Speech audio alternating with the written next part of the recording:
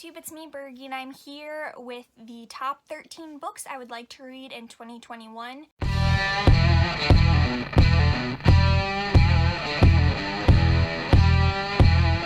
Now, towards the end of this list, I couldn't think of specific single titles that I wanted to read, so I got a little generous with what I chose, but we'll get into that at the end. So, let's start at the beginning. The first book, or series rather, that I'd like to read in 2021 is the Liveship Traders series by Robin Hobb. I finished the Farseer trilogy in 2019, and I meant to continue on with the following trilogy a lot sooner than I actually did. Part of that's because I didn't have my own copy, and also the libraries I work at and have access to don't really have Robin Hobb's works in the library, so it wasn't as easy to get a hold of them. But now I finally do have the Liveship Traders series, which is the second series in this overarching realm of the Elderling series, and I'm super excited about it.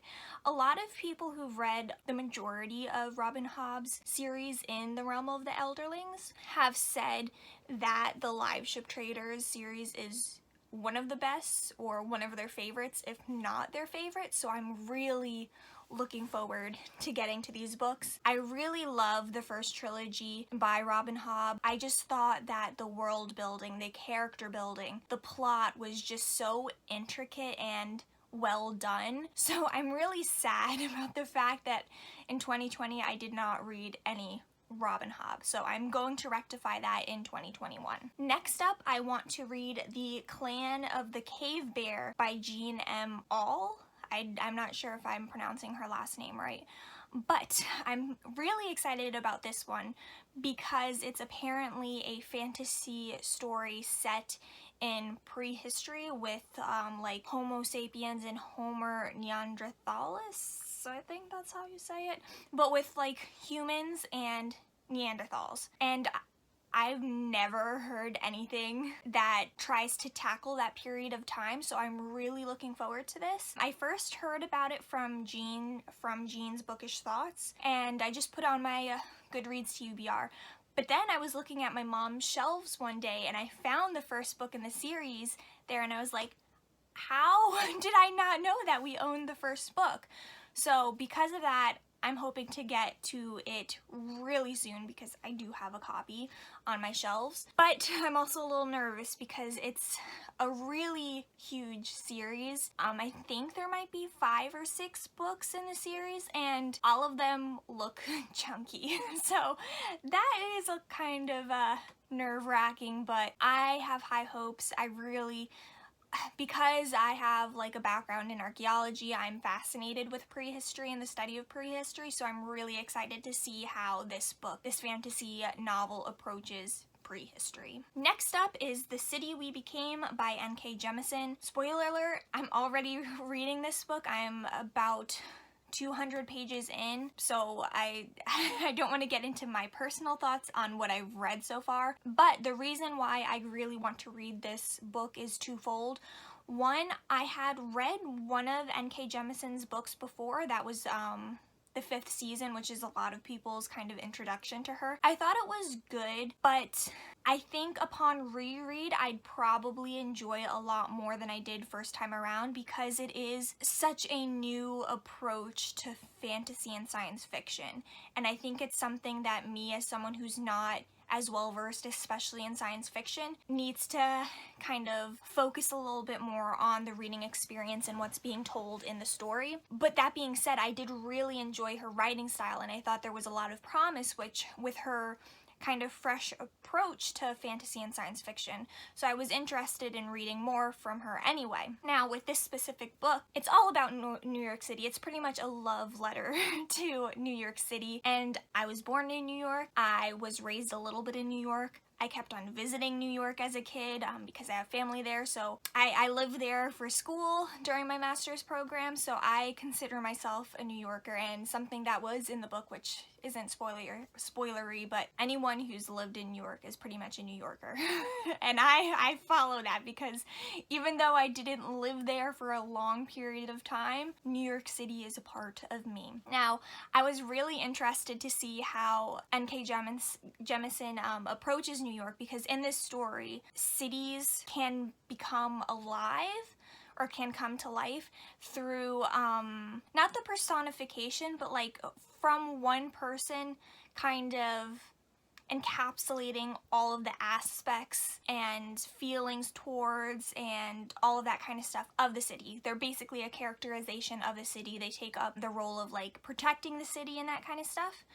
So I was really interested to see how that works. Now, it's kind of known in the synopsis that each of the boroughs has their own protector, and I'm really interested to see how that turns out because I'm from Queens. My family's from Queens, so I'm really interested to see how that gets turned out. Now, in my world, if I was writing the personification of Queens, it would be an older Greek woman, because at least the part of Queens I'm from, Astoria, is filled with Greeks. But I mean, just in general, there's a lot of Greeks there.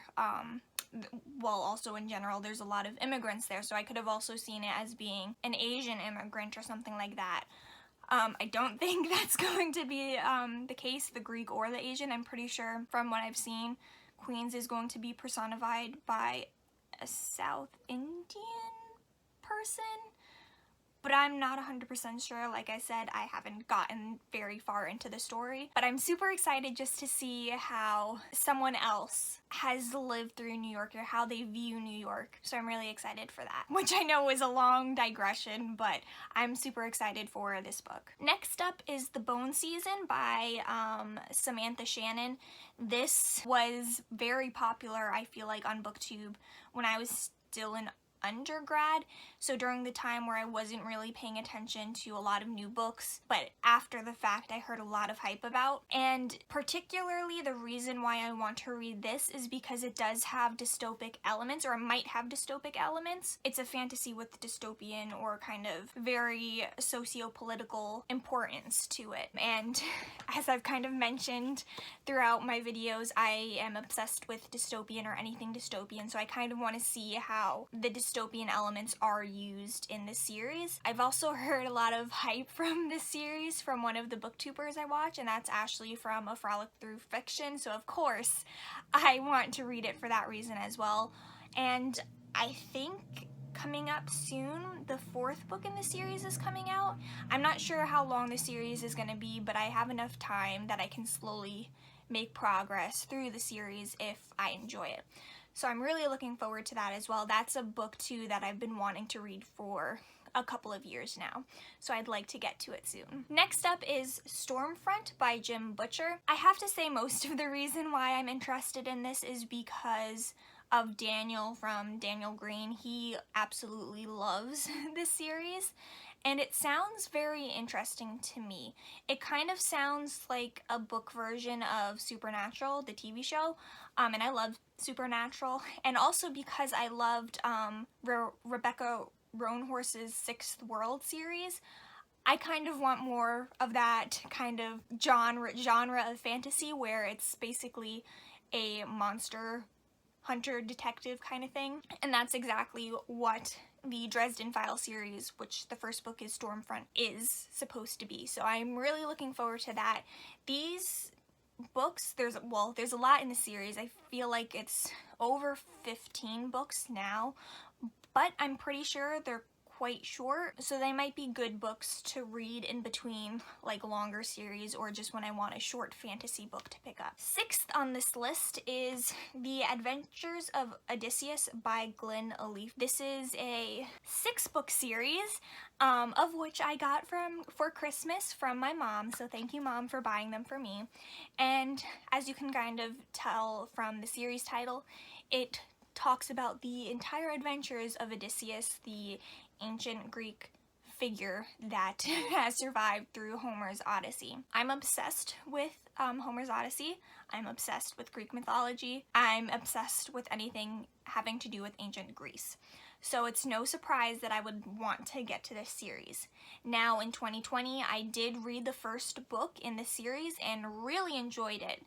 Because even though it had a lot of information about Odysseus's life that I already knew from different ancient works, it was nice to kind of read it in chronological order and see it in a more cohesive narrative format. Now, in the first book, it doesn't even touch anything that happens in the Iliad or the Odyssey, but I really liked where it started. At first, I was a little iffy about it because I knew a lot of the information being presented, and also because we're not, or at least in the first book, we don't see it from Odysseus's point of view for the most part.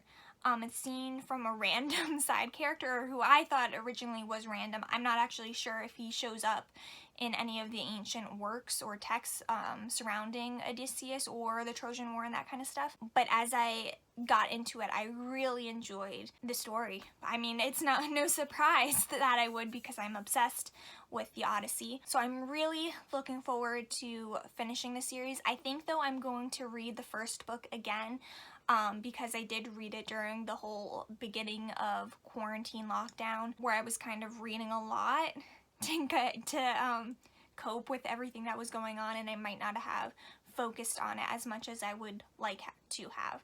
And also, I just really enjoy reading about Odysseus. Seventh is Love from A to Z by S.K. Ali. This is a young adult fiction contemporary, I think, in which we follow, I think it's 2 Muslim characters, which isn't really a demographic or group of people that I read a lot of books about, let alone fiction books about. So I wanted to read it for that reason. But more so, I wanted to read it because I think the main male character either has MS or a family member has MS, or multiple sclerosis. And again, I don't read a lot of fiction books about that, and I don't think, I might have mentioned it on my channel before, but I have a family member who has MS, and I feel like MS is not as widely known in the whole realm of kind of fatal diseases, and I do plan on making like a whole separate video on MS and trying to bring awareness to it, and having this kind of fiction book read will kind of add more to that video, I think. But also I think it'll be a nice cleanser for all the fantasy I hope to read, as evident on this list. So I'm really excited to get to that. Again, I kind of already have this from the library, so I'll probably be getting to it sooner rather than later. And here is where we start to break down a little bit into not as specific. I would love to read a Terry Pratchett Discworld book. What that book will be, I have no idea.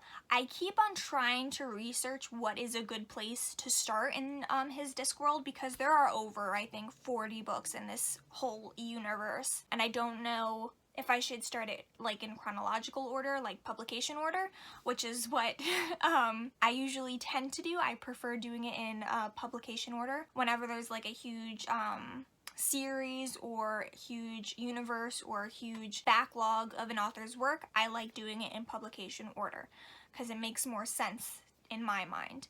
However, I heard that's not necessarily the best way to go about approaching Terry Pratchett's Discworld series. So if you have any advice on where I should start with Terry Pratchett, please let me know in the comments down below.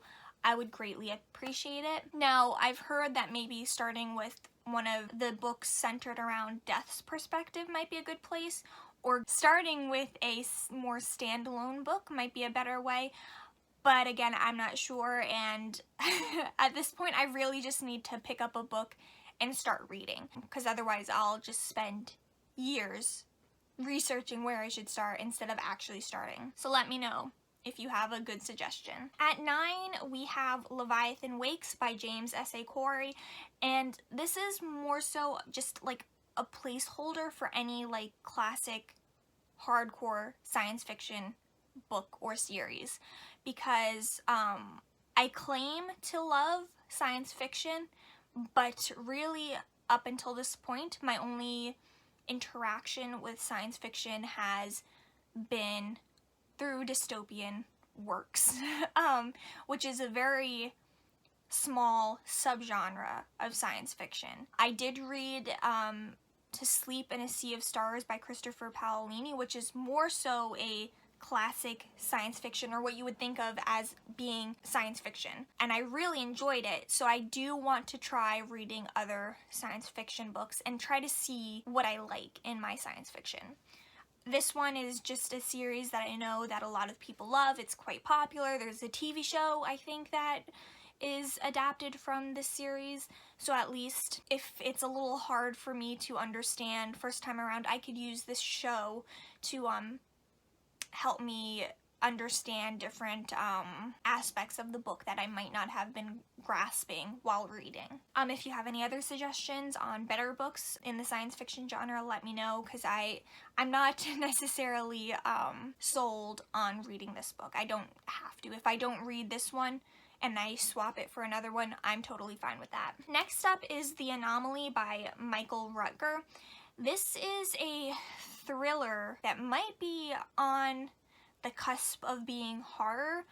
That came out a couple of years ago, and the only reason why I really want to read this is because it has to do with archaeology. And as I said, I studied archaeology in school, so reading a book about that topic is just really fascinating to me, and it appeals to me. So I really want to read it for that reason. Also, I kind of want to read more thrillers / horror stuff. It's definitely a genre that I don't read as much of. So having a thriller book that is about archaeology, or a subject that I'm very interested in, is a great way to get more into that genre. I also haven't heard a lot about this book since it came out. I feel like around the time it was being published, there was a little buzz about it, but that has since gone away, so I kind of want to see why that is. Next up is probably the most surprising in the fact that I did not already get to this yet, and that is because I'm kind of afraid to let go of this series and this world. So at this spot, it is the entire Trials of Apollo series, but more so the last book, which is The Tower of Nero, because this came out in October of 2020, and I still have not gotten to it yet, despite the fact that in previous Rick Riordan releases, I would eat up the book in one day, and that day would be the day that the book came out.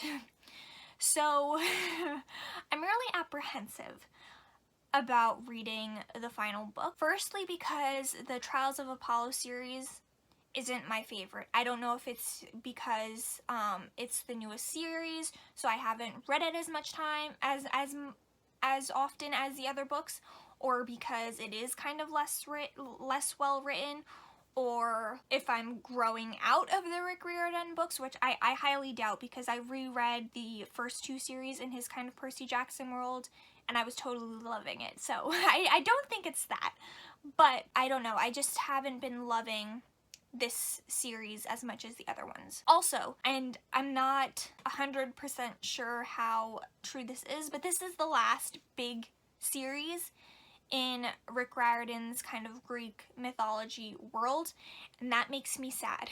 I grew up reading these books. I literally started at the same age as Percy in the Lightning Thief book, so I was 12 when I picked them up, and I am now 26, and this has literally been in my life for more than half of it. So it's gonna be really sad at the end of this series. Now I think he said that he will return to this world in like standalones and that kind of stuff, which I'm dying for, because I think one of them might be a Nico. Oh, and what's his boyfriend's name? Shit. But it'll be about Nico, and that I'm looking forward to a lot. But it's not gonna be a long series like these, and that makes me really sad because, like I said, I really love Rick Riordan's Greek mythology world that he's created. And I feel like reading this last book is going to be like the death of my childhood. Like, I have to grow up now because the series is done. But yeah, I need to read it. I want to read it. I just know it's going to kill my feels after I finish reading it, and I'm not so ready for that. But I will get to it. That's definitely for sure something that I'm going to get to. Now, the last two are even more of just like placeholders for this list. Number 12 is to read at least 3 ancient tragedies / comedies. Now, I'm 99% sure that this is going to be done. I've been doing a lot of studying concerning ancient Greek literature and history and art and architecture. And for the literature aspect, I'm definitely going to have to at least look at briefly a lot of tragedies and comedies from ancient authors. But I actually want to sit down and read them and take them in and not just like do it for studying purposes. Because I do have a lot of books on or that contain plays from like Aeschylus and then Sophocles, Euripides, and Aristophanes. But I've only read like maybe 1 or 2 from each of these dramatists, is that the word? These ancient dramatic writers, or playwrights, I guess. And I'd like to change that because I did really enjoy the plays I have read by these authors. So I do want to read more, and I think that I definitely will achieve that. And then finally, I want to try 3 ancient Greek mythology retellings. Now, I'm not going to count the Adventures of Odysseus because I did kind of already start that, but I do want to read 3 new to me ones, and if possible, retellings of Greek myths that have not been widely retold. I know sometime early in 2021, the book Lore by, I think, Alexandra Bracken is coming out, and I think that's going to be a retelling or reimagining of Medusa, which is definitely not a retelling I've heard a lot about. I think there's also one for Ariadne coming out sometime this year, which would be interesting, but I definitely want to read more less known Greek myth retellings during this year. And I don't think that'll be a hard thing to do because, again, I'm obsessed with Greek mythology, and I do the whole Greek-related literature month in March. So if anything, I'll definitely get to something then. So if you have any suggestions for less popular ancient Greek mythology retellings or reimaginings, please let me know down in the comments again, because I not only will I be interested in reading it, but I'm kind of trying to make a whole like collection or a one-stop shop for all Greek mythology retellings and that kind of stuff, which I've been working on my blog site. But it's been slow going, and I've been trying to figure out a way to make it more appealing to the eye rather than just being a list. So yeah, I have to figure that out.